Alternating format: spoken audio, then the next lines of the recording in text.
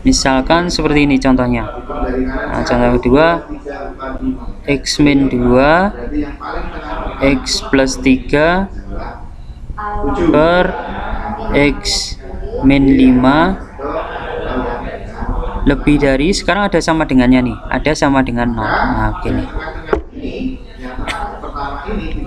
Nah kalau soalmu bentuknya sudah berbentuk faktor-faktor seperti ini, bukan saya tulis X kuadrat plus X min 6 per X min 5 begini. Nah kalau suatu saat nanti ada soal seperti ini, maka harus kamu faktorkan dulu tuh, jadi bentuknya seperti ini. Yang atas ini harus difaktor dulu, jadi bentuknya seperti ini, sehingga kita bisa mencari langkah satu ya, langkah satu, sehingga kita bisa mencari batas-batas pembuat nolnya, Nah jadi kalau bentuknya tadi masih dalam bentuk fungsi kuadrat, yang atas harus difaktorkan seperti ini, sehingga kita bisa mencari batas-batas pembuat nolnya itu. Jadi X min 2 sama dengan 0, berarti X sama dengan 2, X plus 3 sama dengan 0, berarti X sama dengan minus 3, X min 5 sama dengan 0, berarti X sama dengan 5 begini. Nah seperti tadi, kita setelah ketemu batas-batas, tapi ingat yang ini ya, saya kelewatan yang bawah sebagai penyebut itu. Tadi kan fx tidak boleh, gx tidak boleh sama dengan 0, berarti x tidak boleh sama dengan 5 gini. Nah ngaruh di apa itu? Ngaruh di sini, di garis bilangannya, ngaruh di garis bilangannya seperti ini. Kita masukkan batas-batasnya. Yang di paling kiri itu minus 3, di tengah itu 2, di paling kanan itu 5. Nah ngaruhnya di sini. Di soalmu ini kan pertidaksamaannya ada sama dengannya, ya kan? Kalau ada sama dengannya, maka batas-batasnya itu diarsir. Sama persis dulu pas pertidaksamaan nilai mutlak tadi dulu, diarsir.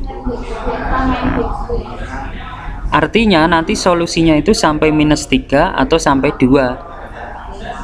Nah 5-nya tidak diarsir karena X-nya tidak boleh sama dengan 5. Jadi solusinya nanti tidak sampai dengan angka 5-nya sendiri, begitu.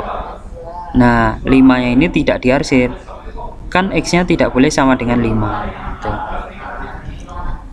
Nah kalau sudah sampai ke sini, lalu kita uji dengan angka 0 ya. 0 di sini ya, di antara negatif dan positif itu ada angka 0. 0 kita ujikan ke soal 0 min 2 kali 0 plus 3 per 0 min 5. Nah ini hasilnya positif atau negatif nih? Ini kan negatif dikali positif dibagi negatif, hasilnya apa berarti? Positif, betul. Jadi ini positif. Jadi melewati batas jadi negatif, melewati batas lagi jadi positif lagi. Di sini melewati batas jadi negatif. Nah seperti ini. Nah kemudian setelah tahu daerahnya positif negatifnya, kemudian mana yang menjadi solusi? Apakah daerah yang negatif atau yang positif yang menjadi solusi?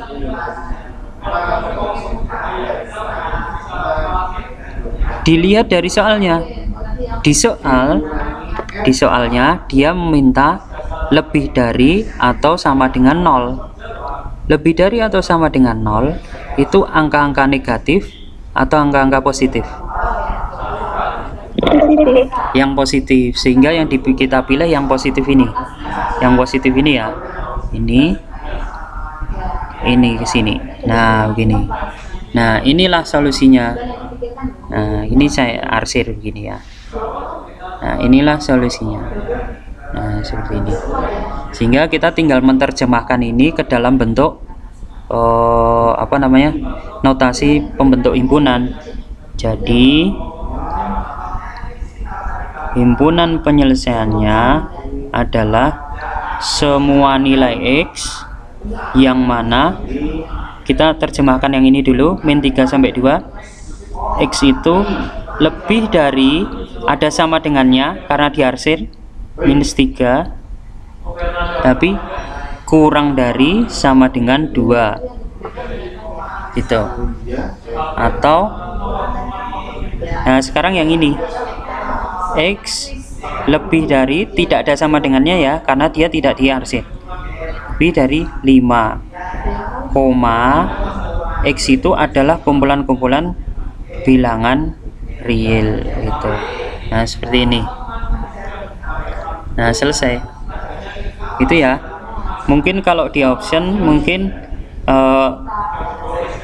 begini, X lebih dari min 3 kurang dari 2 atau X lebih dari 5 gini. Terus yang B nya, option B nya min 3, ini hanya beda begini aja, di atas ada sama dengannya, di bawah tidak ada.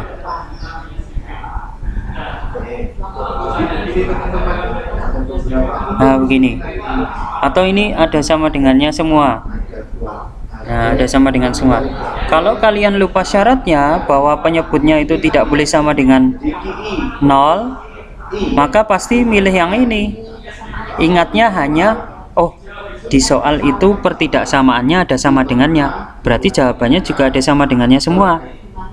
Nah ini salah, malah harus diingat syaratnya bahwa sebagai penyebut tidak boleh sama dengan 0, jadi X nya tidak boleh sama dengan 5, maka 5 nya tidak ada sama dengannya. Nah seperti itu. Saya stop di sini ya supaya videonya nggak panjang.